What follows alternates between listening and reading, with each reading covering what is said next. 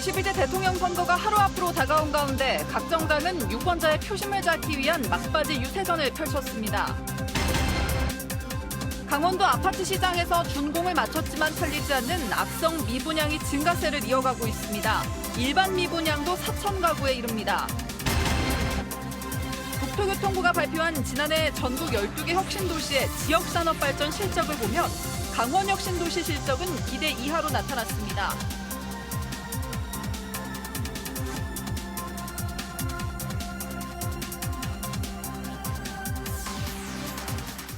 시청자 여러분 안녕하십니까? 6월 2일 KBS 7시 뉴스 강원입니다. 대통령 선거를 하루 앞둔 오늘 더불어민주당 이재명 대선 후보는 서울과 수도권 지역을 돌면서 막판 지지를 호소했습니다. 자신이 당선된다면 가장 먼저 경제 상황 점검을 지시하겠다고 밝혔습니다. 방준원 기자입니다. 정치적 고향 경기 성남시를 찾은 더불어민주당 이재명 후보. 자신이 성남에서 이룬 것처럼 대한민국도 바꾸겠다며 지지를 호소했습니다. 당선 시 가장 먼저 경제 상황 점검을 지시할 거라고 밝혔습니다. 내란 극복은 너무 당연한 일이고 그에 필요한 조치들은 당연히 돼갈 것이니까 지금 가장 주목해야 될 가장 심각한 문제는 민생 문제. 빈곤과 가난 때문에 생명을 포기하지 않는 나라를 만들겠다며 국민의 기본적인 삶을 책임지는 기본사회를 실현하겠다고 약속했습니다. 오늘 하루 서울과 경기를 차례로 찾은 이재명 후보는 여의도에서 마지막 거리 유세를 진행합니다. 계엄 해제와 윤석열 전 대통령 탄핵안이 통과된 곳임을 강조하면서 내란 종식을 위한 투표에 동참해달라고 강조할 예정입니다. 민주당 선대위는 이번 선거의 의미를 강조하며 국민의힘을 거듭 직격했습니다. 패족을 선언해도 시원치 않을 사람들이 선거에 나와 표를 달라고 하니 저들의 뻔뻔함은 민주주의와 국민주권에 대한 도전이고 모독이. 민주노동당 권영국 후보는 오늘 서울 해화역과 구의역 등 진보 정치의 상징적인 장소들을 차례로 찾았습니다. 장애인 이동권 시위 장소와 노동자 사망사고 현장, 여성 살해 사건 현장 등 장애인, 노동자, 여성을 조명하는 장소를 선정했습니다. 이어 서울 종로의 보신각에서 유세를 마무리할 예정입니다. KBS 뉴스 방준원입니다. 국민의힘 김문수 대선 후보는 오늘 제주와 경부선 지역 유세에 집중하고 마지막 유세는 서울시청 앞 광장에서 진행할 예정입니다. 또 개혁신당 이준석 대선 후보는 오늘 대구 경북 지역을 중점적으로 찾았습니다. 이유민 기자입니다. 대선 하루 전 첫 유세로 제주를 찾은 국민의힘 김문수 후보. 4.3 평화공원을 찾아 민족과 건국의 비극이라며 제주 4.3 사건 희생자를 참배했습니다. 일부 유족들은 과거 김 후보의 폭동 발언에 대해 거세게 항의하기도 했습니다. 이후 제주 동문시장에서 독재 국가를 막기 위한 투표에 참여해달라고 호소했습니다. 나쁜 짓 안 하고 도박 안 하고 욕 안 하고 이렇게 똑바로 사는 사람이 대통령 가족이 돼야 안 되겠습니까, 여러분? 이어 경부선을 따라 서울까지 이어지는 전국 종단 유세에 나섰습니다. 김 후보는 부산역 유세에서 당 혁신을 약속하면서도 이준석 후보를 찍으면 이재명 후보만 도와주게 된다며 이준석 후보 견제에도 나섰습니다.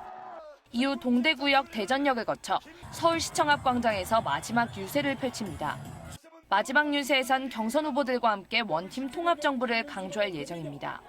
국민의힘은 이재명 후보가 공직선거법 사건 파기환송 전 대법원 내부 기류를 전해 들었다는 취지의 발언을 겨냥해 공세를 폈습니다. 헌법을 유린한 권력자의 범죄 자백이자 사법농단이라고 비판했습니다. 사법부 독립에 대한 노골적인 도전입니다. 공무상 비밀 누설, 직권남용, 사법거래 의혹이 정면으로 제기됩니다. 개혁신당 이준석 후보는 학식 행사 마지막 일정으로 한국공학대학교를 찾았습니다. 이어 대구 경북을 찾아 마지막 유세를 진행하며 미래지향적 보수에게 표를 모아달라고 호소할 예정입니다. KBS 뉴스 이유민입니다. 선거 막판까지 네거티브 공세도 이어지고 있습니다. 더불어민주당은 한 강성 보수 성향 단체의 댓글 여론 조작 의혹을 거듭 제기하면서 국민의힘 연관성 의혹을 꺼내들었습니다. 반면 국민의힘은 미국의 유명 투자자인 짐 로저스 회장의 이재명 후보 지지는 사실 무근이라며 대국민 사기극이라고 역공을 폈습니다. 김청윤 기자가 보도합니다. 민주주의 근간을 훼손하는 댓글 내란. 민주당은 리박스쿨 댓글 공작 의혹에 화력을 집중했습니다. 특히 리박스쿨이 늘봄 학교를 통해 초등학생들에게 뉴라이트 역사관을 주입하려 했다며 신속하고 철저한 수사를 촉구했습니다. 자격증을 딴 강사들은 전국 초등학교에 파견해 왜곡된 역사관을 주입하려는 계획을 세운 것으로 알려졌습니다. 리박스쿨과 국민의힘, 김문수 후보와의 연관성도 추궁했습니다. 특히 리박스쿨이 김 후보와 오랜 기간 인연을 이어온 정황이 확인됐다고 주장했습니다. 2020년 리박스쿨이 유튜브에 게재한 활동 보고 영상에 김문수 후보가 등장하고 리박스쿨 대표는 2018년부터 김 후보와 친분을 과시해왔다고 합니다. 국민의힘은 터무니없는 정치 공작이라고 반박했습니다. 당과 김문수 후보와는 전혀 관련이 없는 일이라고 선을 그으면서 어떤 댓글을 조작했는지 증거를 대라며 맞섰습니다. 드루킹 사건은 나중에 유죄받았잖아요. 본인들이 그 댓글 조작을 가지고 대통령 선거를 망가뜨려 놓고서 이거는 아무 증거가 없잖아요. 그러면서 세계 3대 투자자로 꼽히는 짐 로저스 회장의 이재명 후보 지지선언 논란을 끌어들이며 역공에 나섰습니다. 로저스 회장이 일부 언론에 이 후보를 지지한 적이 없다는 입장을 밝힌 것을 두고 대국민 사기극이라고 규정했습니다. 국제적 망신을 당하게 됐고 국제사회에서 대한민국의 신뢰가 추락됐습니다. 거의 국제사기 대선 후보, 보이스피싱 대선 후보라고. 지지선언을 도모한 송경호 교수 등은 로저스 회장과의 메신저 내용을 공개하며 한국어의 지지를 의미하는 영어 단어가 여럿이라 혼선이 있었을 뿐 일상적 범주의 지지선언은 사실이라고 재반박했습니다. KBS 뉴스 김청윤입니다. 보수 성향의 교육단체인 리박스쿨을 둘러싼 논란이 계속 이어지면서 교육부는 리박스쿨 대표를 교육정책자문위원회에서 해촉했습니다. 또 관련 프로그램을 통해 현장에 투입된 강사들은 수업에서 배제될 것으로 보입니다. 최광호 기자입니다. 댓글 공작 의혹을 받고 있는 보수 교육단체 리박스쿨. 서울 내 초등학교 10곳에 관련 프로그램의 제공이 확인된 가운데 정부가 리박스쿨 대표의 교육부 자문위원 자격을 해촉하고 관련 강사들도 수업에서 배제하기로 했습니다. 교육부는 정리의 브리핑을 통해 리박스쿨 의혹과 관련해 대표 손모 씨를 교육부 정책자문위원회에서 해촉했다고 밝혔습니다. 교육부는 손 씨가 정책자문위원 124명 가운데 1명이었고 올해 초 워크숍 참석 등으로 활동해온 사실이 확인됐다고 밝혔습니다. 다만 손 씨를 위촉하던 당시엔 관련 논란을 알지 못했다면서 자문위원 자격도 어제자로 해촉했다고 설명했습니다.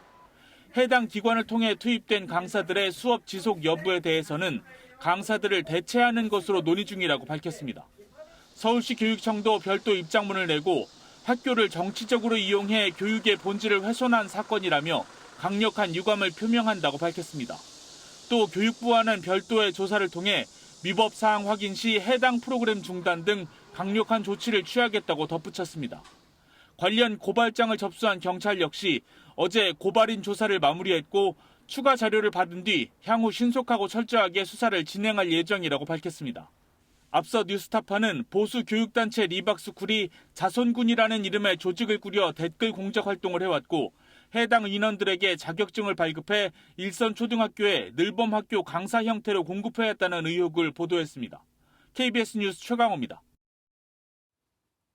제21대 대통령 선거 본투표가 내일 강원도 내 투표소 664곳에서 실시됩니다. 투표 시각은 내일 오전 6시부터 저녁 8시까지입니다. 강원도 내 유권자는 132만 7천여 명으로 이 가운데 36.6%는 사전 투표를 마쳤습니다. 투표가 마감되면 투표함은 강원도 내 개표소 18곳으로 옮겨져 개표가 진행됩니다. 강원도 선거관리위원회는 오늘 강원도 내 투 개표소 준비 상황을 최종 점검했습니다. 이렇게 21대 대통령 선거가 하루 앞으로 다가왔습니다. 선거 운동 기간 대선 후보들은 잇따라 강원도를 찾아 강원 표심 얻기에 주력했었는데요. 양당의 선대위도 마지막까지 소중한 한 표를 달라며 총력 유세를 펼쳤습니다. 이청초 기자입니다. 더불어민주당 이재명 후보는 두 차례에 걸쳐 강원도 표심을 훑었습니다. 국민의힘 김문수 후보도 지난 주말을 할애해 강원도 곳곳을 누볐습니다. 선거운동의 마지막 날, 더불어민주당 강원 선대위는 한 표라도 더 얻기 위해 빗속을 뚫고 유세를 이어갑니다. 마지막까지 내란 심판 구호를 앞세웠습니다. 민생 안정과 경제 위기 극복을 위한 일꾼 이재명 후보를 뽑아달라고 호소했습니다. 여러분의 한 표가 여러분의 삶을 바꾸고 여러분의 한 표가 대한민국의 미래를 만들어내갈 수 있다는 것을 꼭 명심하시고 기호 1번 이재명 후보를 선택하셔가지고 새로운 변화, 진짜 대한민국을 만들어 주십시오, 여러분. 국민의힘 강원 유세단도 마지막까지 도민들의 마음을 얻는데 전력을 다합니다. 경제 발전을 이뤄낼 청렴한 대통령은 김문수 후보뿐이라고 강조합니다. 한 표 한 표가 소중하다며 꼭 투표장으로 나와 투표해달라고 목소리를 높입니다. 인간다운 면을 가진 김문수 후보를 대통령을 만들어서 여러분들이 꿈꾸는 대한민국, 여러분들이 만들고 싶은 대한민국, 우리 아이들에게 부끄럽지 않는 대한민국을 만들어 주십시오. 특히 이번 선거에 대한 강원 도민의 관심도 높습니다. 강원도의 사전투표율은 36.6%. 강원도 유권자 10명 가운데 4명 가까이 벌써 투표를 했다는 얘기입니다. 2022년 대선에 이어 역대 두 번째로 높았습니다. 이제 남은 건 본투표의 투표율입니다. 마지막까지 유권자들의 관심이 누구에게 더 쏠리느냐가 이번 대선의 승패를 가를 전망입니다. KBS 뉴스 이청초입니다. 대선을 앞두고 지역 곳곳에 불법 현수막이 기승을 부리고 있습니다. 출처 없이 설치된 현수막에 정당과 후보가 연상되는 색상이나 문구가 포함되면서 공직선거법 위반 논란도 커지고 있습니다. 노지영 기자가 짚어봅니다. 강릉시 교동의 한 교차로에 출처 불명의 현수막이 나붙었습니다. 투표를 독려하는 내용이지만 파란색 배경과 글씨로 정치적 메시지를 연상케 합니다. 강릉시 포남동에도 누군가 비슷한 현수막을 내걸었습니다. 단어마다 빨강과 파랑을 달리 강조해 정치적 의도를 담으려 한 것으로 보입니다. 현수막을 볼 때 약간 한쪽 정당에 좀 치우치는 느낌을 저는 좀 받았습니다. 색깔에 아무래도 영향을 받는 것 같아요. 공직선거법상 투표를 독려하는 내용의 현수막은 누구나 설치할 수 있습니다. 하지만 누가 내건 현수막인지 알 수 없거나 현수막을 걸 수 없는 장소에 개첨한 경우 5개 광고물법을 위반하게 됩니다. 또 정해진 장소라고 해도 특정 정당을 지지하거나 반대하는 내용 또는 이를 유추할 수 있는 문구도 들어가선 안 됩니다. 선거관리위원회는 사전에 검토 요청이 들어온 경우에 대해 선거법 위반 여부를 종합적으로 검토하고 있다고 밝혔습니다. 다만 출처가 없는 현수막들에 대해서는 불법 여부를 명확히 단정하지 못했습니다. 게시 전에 별도 신고가 필요한 것은 아닙니다. 다만 동조에 위반되는 내용으로 현수막을 게시한 경우 우리 위원회에서 검토 후 처리하고 있습니다. 일부 시군에서 내건 투표 독려 현수막도 정치적 색깔을 드러낸 것 아니냐는 논란이 이어지는 상황. 투표 참여를 독려하자는 취지가 정치적 해석으로 왜곡되면서 제도 자체의 실효성을 다시 따져봐야 한다는 목소리까지 나오고 있습니다. KBS 뉴스 노정입니다. 제21대 대통령 선거와 관련해 공직선거법 위반 행위가 잇따라 적발됐습니다. 강원도 선거관리위원회는 강원도 내 한 단체 회장을 기부 행위 등 혐의로 검찰에 고발했습니다. 이 사람은 특정 후보의 지지 모임을 촬영해 SNS에 게시하고 비회원에게 식사를 제공한 혐의를 받고 있습니다. 또 기표한 사전 투표지를 촬영해 단체 채팅방에 게시한 사람과 잘못 기표된 투표지를 찢은 사람도 경찰에 고발했습니다. 강원도 선거관리위원회는 이번 대선과 관련해 적발된 공직선거법 위반 행위가 모두 6건이라고 밝혔습니다. 강원도 아파트 시장에 다시 한번 경고등이 켜졌습니다. 준공을 마쳤지만 팔리지 않는 이른바 악성 미분양이 증가세를 이어가고 있는데요. 일반 미분양도 4천 가구에 이르면서 지역 부동산 시장이 얼어붙고 있습니다. 이영일 기자입니다. 강원도 곳곳에 새로 지어진 아파트들이 그대로 비어 있습니다. 준공까지 마쳤지만 주인을 찾지 못한 이른바 악성 미분양인 준공 후 미분양 아파트입니다. 준공 후 미분양은 사업자는 물론 기존 입주민에게도 피해를 줄 수 있습니다. 다 짓고도 주인을 찾지 못한 새 아파트가 늘고 있습니다. 강원도 내 악성 미분양은 734가구로 증가 추세를 보이고 있습니다. 강원도 전체 미분양 물량도 좀처럼 줄지 않고 있습니다. 전체 미분양 아파트는 3,953가구로 전월보다는 조금 줄었지만 여전히 높은 수준입니다. 공급 물량이 많았다는 거거든요. 그 공급 물량이 인구수에 비해서 절대적으로 높다 보니까 소화를 못해서 미분양이 되는 거고.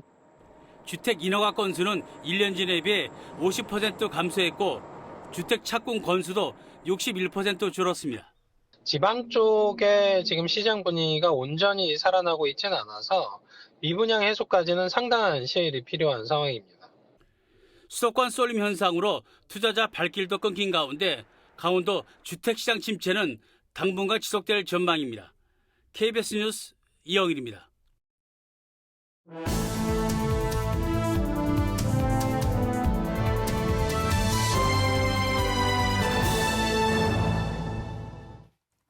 강원의 정신이 깃든 유무형 유산을 찾아 가치를 재조명하는 강원 유산지도 순서입니다.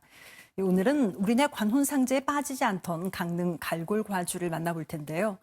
6대에 걸쳐 한과를 만들며 앞으로 젊은 세대에게도 알리겠다는 명가의 노력을 영상에 담았습니다. 이 소식은 김문영 기자가 알려드립니다. 감자꽃이 활짝 핀 강릉시 사천면 갈골마을. 콩기름에 뭔가를 튀기는 소리가 요란합니다. 80도 기름에 한 번 튀겨낸 찹쌀 반죽을 200도 기름에 띄우자 순식간에 4배로 부풀어 오릅니다. 이게 고루고루 익으라고. 한 김 식혀 조청을 바르고 튀밥을 입히면 갈골 과줄이 완성됩니다. 100년 동안 이어진 이 마을 과줄 만들기는 좀 더 특별했습니다. 끈덕진 기다림이 과줄의 재료였기 때문입니다. 재료인 찹쌀을 숙성하는 데만 20일. 발효 과정에서 생긴 냄새를 빼는 데만 사나흘을 기다립니다.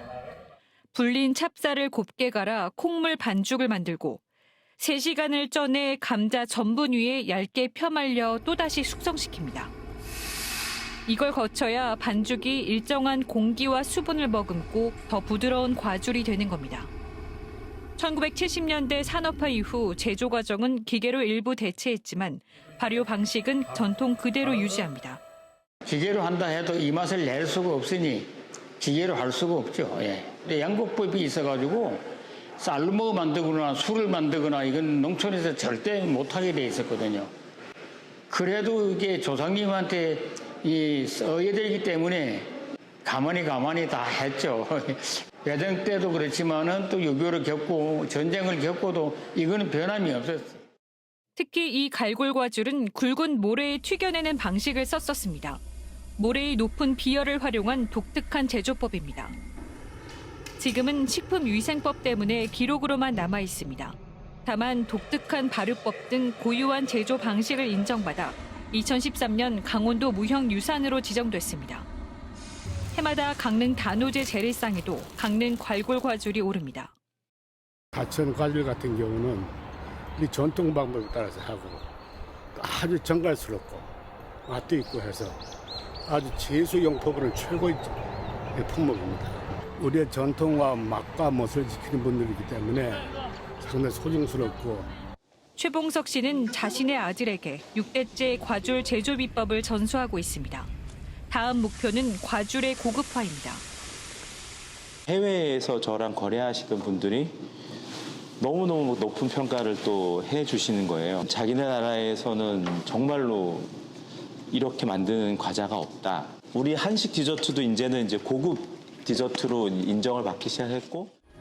쌀 대신 빵이 더 익숙해진 우리 식탁. 기다림으로 완성한 전통의 맛이 우리 곁을 지키고 있습니다. KBS 뉴스 김문영입니다.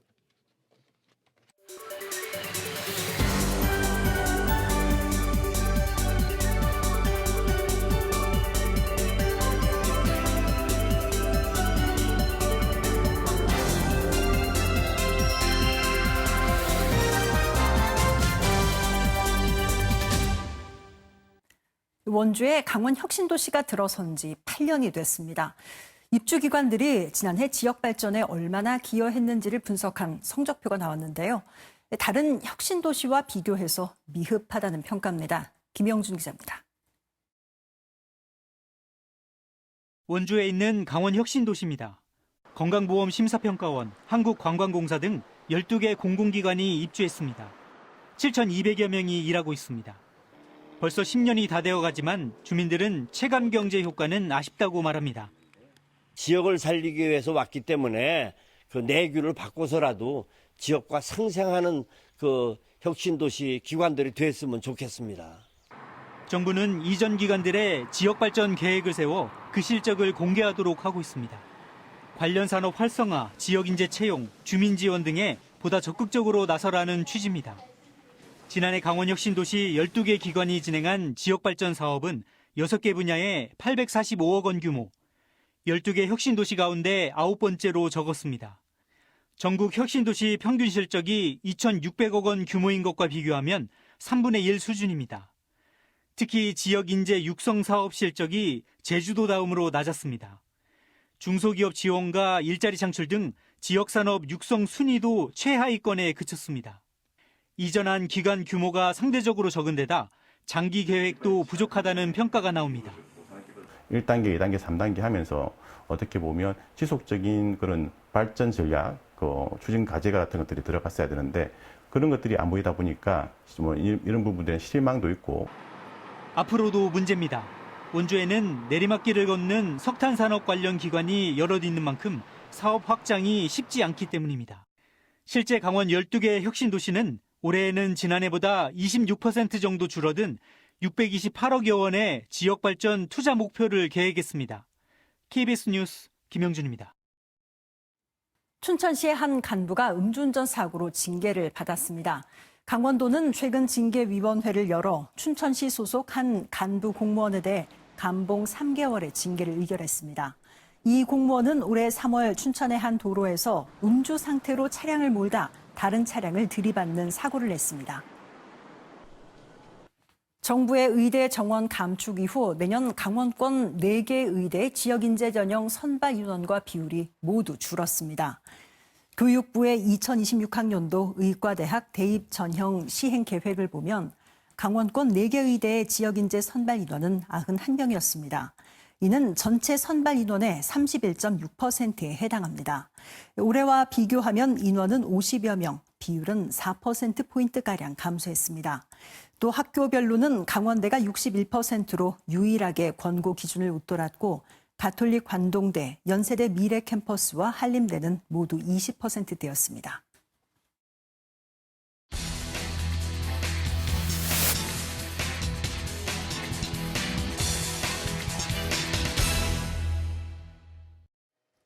원주입니다. 원주시가 오늘부터 지정면 소금산 그랜드밸리 관광지에 차 없는 거리를 운영합니다. 이는 최근 관광객 증가에 맞춰 보다 안전한 보행 환경을 조성하기 위한 것입니다. 이에 따라 소금산 그랜드밸리 주차장에서 소금산교까지 2km 구간에선 차량 통행이 금지됩니다. 원주시는 이 구간에서 수시로 차량 운행 단속을 할 계획입니다. 영월군이 하수 처리 과정에서 적자가 해마다 느는 것으로 나타났습니다. 영월군이 군청 홈페이지에 공개한 하수도 원가 정보를 보면 올해 하수 처리 재원 부족액은 100억 원가량입니다. 이는 2021년 80여억 원에서 해마다 증가하고 있는 겁니다. 영월군은 하수도 1톤당 처리 원가는 6,300원대인데 사용 단가는 370원대로 적어 적자가 증가하고 있다고 밝혔습니다. 횡성군이 감염병 취약계층의 방역 소독을 지원합니다. 대상은 지역 기초생활수급자 등 가운데 감염병 노출 위험이 큰 150세대를 선정했습니다. 방역에선 모기, 파리, 바퀴벌레 등 해충 방제와 감염병 매개체 서식처 제거 등이 가구 맞춤형으로 이루어집니다. 횡성군은 이를 위해 방역 소독 전담 인력 2명을 새로 채용했습니다. 평창군이 이달부터 석 달 동안 산림병해충 예찰 방제 대책본부를 운영합니다. 대책본부는 여름철 발생이 늘어나는 과수화상병 등 세균성 감염병 예찰과 방제를 총괄합니다. 특히 미국 선녀벌레와 꽃매미 등 산림과 농경지에 피해를 주는 병해충 발생 상황을 중점 점검합니다. 지금까지 원주였습니다. 이어서 강릉입니다. 강원도가 올해 어업인 민생 안정을 위해 관련 예산을 기존 계획보다 42억여 원이 늘어난 156억 원을 투입합니다. 강원도는 우선 출어 부담을 줄이기 위해 어선 2,400여 척의 면세유를 지원하고 장비 현대화와 자동화 등을 위한 60억 원 규모의 13개 지원 사업을 진행합니다. 이와 함께 사업비 4억 2천여만 원을 들여 구명조끼나 무전기 같은 안전장비를 지원하는 등 안전관리 사업도 확대할 방침입니다. 강원도 최초의 국학연구기관인 재단법인 율곡국학진흥원이 다음 달 출범할 전망입니다. 율곡국학진흥원은 오늘 강릉시청에서 창립 이사회를 연 데 이어 이달 안에 법인 설립 등기 뒤 직원 공개 채용 등을 진행할 예정입니다. 율곡국학진흥원은 기획연구실과 국학자료실 등 4개실 규모로 꾸려지며 율곡으로 대표되는 강원권 국학자료를 집대성하고 역사 문화자료를 발굴하는 역할을 맡게 됩니다. 폐광지역 걷기 길인 운탄고도 활성화를 위한 다양한 사업이 추진됩니다. 강원랜드와 정선구는 지난 3월 대한육상연맹과 함께 운탄고도를 육상 전지훈련장으로 활용하는 내용의 업무 협약을 체결한 데 이어 최근에는 올해 하반기에 제1회 운탄고도 트레킹 행사를 개최하기 위한 업무 협약을 강원관광재단과 체결했습니다. 강원랜드는 또 반려견 트레킹 축제인 댕댕 페스티벌과 하늘숲길 걷기 축제 등 운탄고도를 활용한 다양한 행사를 진행하고 있습니다. 속초시가 어린이 청소년 디지털 성범죄 예방교육을 확대 운영합니다. 속초시는 기존에 초등학교 고학년을 대상으로 진행해온 디지털 성범죄 예방교육을 올해는 중학생까지 확대해 오는 11월까지 100차례 진행한다고 밝혔습니다. 속초시는 속초 성폭력 장애인 성폭력 상담소와 함께 2019년부터 디지털 성범죄 예방 교육을 진행하고 있습니다. 지금까지 강릉이었습니다.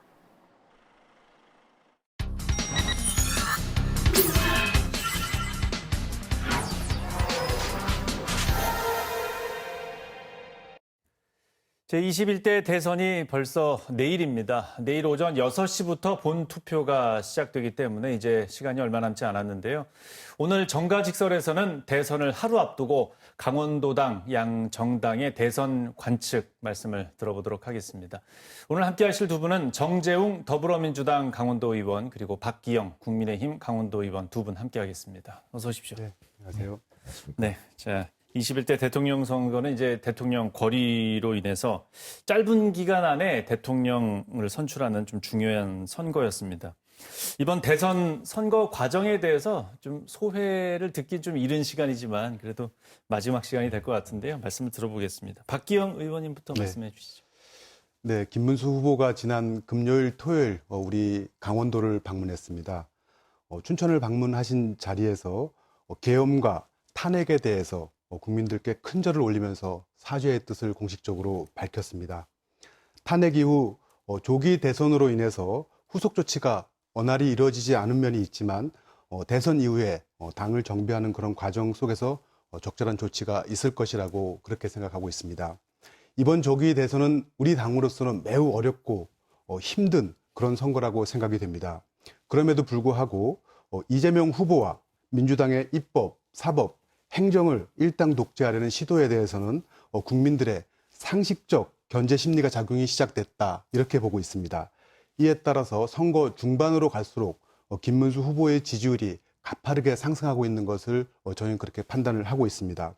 실제로 선거 초반에 20%가량 저희가 지고 있었지만 선거 중반으로 갈수록 한 자리 숫자로 계속 좁혀가고 있는 그런 여론조사를 여러 개 접하게 됩니다. 그 여론조사 공표 시한 지점이 도래하기 전까지 저희가 일부 조사에서 바짝 추격하고 있는 그런 조사를 볼 수 있었고요. 네. 또 이러한 내용들이 지금 현재 김문수 후보가 골든 크로스를 넘었거나 아니면 골든 크로스 내에서 접전을 벌이고 있다. 이렇게 보고 있습니다. 그 깨끗하고 청렴한 경제 대통령 후보 김문수 후보에게 우리 강원도민들이 힘을 실어 주십사 이런 부탁을 드립니다. 예, 정재웅 의원님 말씀 들어보겠습니다. 그렇습니다. 이번 선거는 불법 계엄과 내란으로 인해서 탄핵, 파면이라고 하는 초유의 사태로 치러지는 조기 대선이죠. 그런데 이념과 지역을 떠나서 그 나라를 망가뜨리고 국민을 분열시켜서 사회를 혼란에 빠뜨린 내란 세력과 그 동조 세력들을 준엄하게 심판하는 선거입니다. 공정과 상식 정의를 외쳤던 내란 세력들의 민낯을 똑똑히 지켜봐 왔습니다. 진심 어린 반성과 사과도 없이 다시 표를 달라고 하는 어처구니 없는 선거를 치르고 있습니다, 지금. 우리 이재명 후보께서 일찌감치 후보 등록을 하고 강원도를 전체 순회를 하면서 도민들께 호소하고 유능하고 준비된 대통령으로서의 모습을 아주 낱낱이 보여드렸습니다. 그래서 지난 우리 대선 때는 많이 졌지만 이번에는 정말 이 진정성이 도민들에게 전달돼서 이 내란 세력에 대한 심판을 통해서 이재명 후보에게 기회를 주리라고 저희들은 믿고 있습니다. 네. 사전투표가 지난주 목금 이틀 동안 있었습니다. 그런데 투표율의 흐름이 이틀 동안 좀 변화가 있었는데 네. 여기에 대해서 좀 어떻게 분석을 하시는지 민주당은 어떻게 보십니까? 그렇습니다. 이 정말 보통 선거가 아니고 비정상적인 상황에서 치러지는 대선이니만큼 투표율이 평일임에도 불구하고 이렇게 36.60%라고 하는 수치를 보여준 것은 전국 평균을 상회하고 있습니다. 네. 그렇기 때문에 이 내란 세력에 대한 심판과 민생 회복, 민주 회복을 염원하는 도민들의 뜻이 반영된 수치가 아닌가 이렇게 보고 있고요. 특히 이 0%에 머물고 있는 경제 성장률, 전례 없는 소비 심리 위축 등 민생 경제 위기를 극복하고 일상으로 돌아가고 싶어하는 민심이 반영된 결과다. 뭐니 해도 민심은 내란 세력 심판과 대선 후보를 선택하는 문제가 분리될 수 없다는 것이 증명되고 있다 이렇게 분석하고 있습니다. 예. 강원도의 사전 투표율은 뭐 전국적으로 그냥 평균 수준으로 좀 보여지고 흐름도 좀 비슷했습니다. 이틀 동안. 예, 어떻게 보십니까? 네, 그렇습니다. 먼저 우리 정재웅 의원께서 내란 세력에 대해서 계속 이렇게 말씀을 주시는데 그런 부분에 대해서 계엄과 탄핵에 대해서는 분명히 제가 이 자리를 빌어서 우리가 잘못한 것이 맞다. 저는 이렇게 말씀을 드리고 싶습니다. 그렇지만 이재명 대표 또한 지금 현재 5개의 재판과 16개의 혐의로 재판을 받고 있는 과정 중에서 법을 인위적으로 개정하면서 본인의 그런 여러 가지 혐의를 벗으려고 하는 이런 부분에 대해서는 이것이 국민적인 공감대를 얻기가 쉽지 않다. 이런 말씀을 먼저 좀 드리고 싶습니다. 그리고 지금 현재 대선에서 사전 투표율이 통계 이래 정말 가장 높게 나왔습니다. 높게 나왔는데 이 사전 투표가 2013년도에 보궐선거에서 처음 실시되고 2014년도에 이제 전국 지방선거에서 전국적으로 이렇게 시행되게 되었습니다. 그 당시 투표가 세대 간 투표로 초초에는 이루어졌지만 그것이 진행되면서 민주당이 세대 간 투표가 진행되면서 투표율이 높으면 민주당이 많이 유리하다. 이런 추측이 많이 있었는데 지금은 예. 세대 투표 양상이 성별로 나뉘면서 지난 대선에서 전통적인 그런 방식이 깨지게 되는 것입니다. 그래서 지금 현재로서는 사전 투표율이 높아도 우리 당이 불리하다 이렇게는 보지 않고 있습니다. 하지만 선관위의 그런 부실한 선거 관리로 인해서 투표용지 외부 반출 문제라든지 그다음에 대리 투표 문제라든지 이런 문제들이 불거지면서 사전 투표 다음 날 양일 중에서 그 다음 날 투표율이 많이 낮아지게 됐다 이렇게 보고 있습니다. 이런 부분에 대해서는 유감이다 이런 말씀을 드립니다. 네. 그러면 이제 내일 본투표인데 내일 강원도의 표심은 좀 어떻게 될 거라고 예측하십니까? 네, 그렇습니다. 우리 강원도가 전체 유권자의 3% 정도를 차지하고 있습니다. 그런데 그렇지만 우리 강원도가 항상 캐스팅 보드 역할을 했다 이렇게 말씀을 드리고 싶고요. 강원도에서 이기는 후보가 이긴다 이렇게 저희는 알고 있습니다.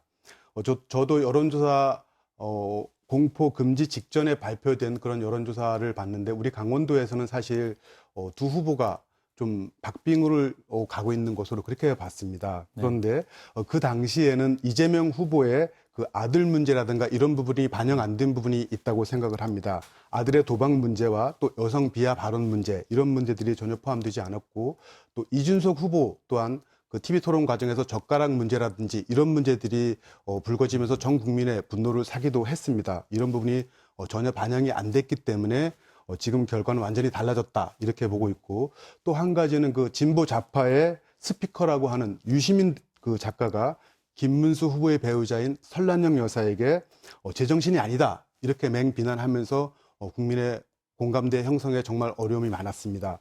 그런데 그 당시 그 권영국 후보, 민주노동당의 권영국 후보와 양대 노총에서 이 부분이 잘못됐다 이렇게 해서 성명을 발표하기도 했습니다. 예. 자, 여기에 대해서 정재영 의원님 시간 비슷하게 드리겠습니다. 말씀해 주시죠. 먼저 우리 박기영 의원님 이재명 후보의 그 혐의와 재판에 대해서 이야기를 했는데 이게 하나 둘씩 다 검찰 권력에 의해서 인위적으로 저작되고 만들어졌다 이런 것들이 다 드러나고 있습니다. 이런 것들이 이 국민들에게 알려지면서 민심이 변하고 있습니다. 그리고 또 조금 전에 말씀드렸던 유시민 작가의 발언 이야기 그거 민주당이 한 얘기 아닙니까? 아닙니다. 그러면 전광훈 목사나 이런 사람들이 한 얘기 국민의힘 책임입니까 그게? 그렇지 않거든요. 네. 그렇기 때문에 이번 내일 본투표에서는 지난 대선과 달리 이재명 후보에게 확실하게 지지표를 줄 것으로 기대하고요. 이 특별한 희생에 대한 특별한 보상 차원에서 전폭적으로 지지하겠다라고 하는 약속에 대한 기대 심리가 작동할 것이다. 그리고 진짜 특별한 자치도를 만들 수 있다라고 하는 것에 대한 기대 심리가 작동하리라고 믿습니다. 네, 선거 전 마지막 말씀 잘 들었습니다. 두 분 오늘 고맙습니다. 네. 아이고.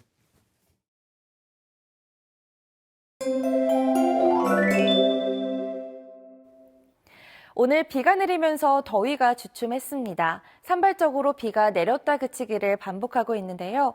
대통령 선거 당일인 내일까지도 적은 비가 내리겠습니다.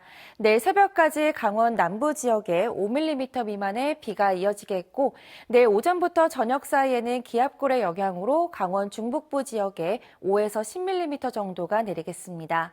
또 당분간 낮 기온이 평년과 비슷하며 더위가 잠시 쉬어가겠습니다. 내일 하늘빛은 대체로 흐리다가 밤부터 차츰 맑아지겠고요. 강원 산지를 중심으로는 바람이 강하게 불겠습니다. 내일 아침 기온은 춘천 16도, 평창 14도, 강릉도 16도로 오늘과 비슷하겠고 낮 기온은 춘천 25도, 원주 26도, 고성과 강릉 24도로 오늘보단 오르겠습니다. 바다의 물결은 동해상에서 비교적 잔잔하게 일겠습니다. 절기 망종인 목요일부터 기온이 점차 오름세를 보이겠고요. 현충일인 금요일에는 낮 기온이 30도 안팎까지 높게 오르겠습니다. 날씨였습니다. KBS 7시 뉴스 마치겠습니다. 시청해 주셔서 고맙습니다.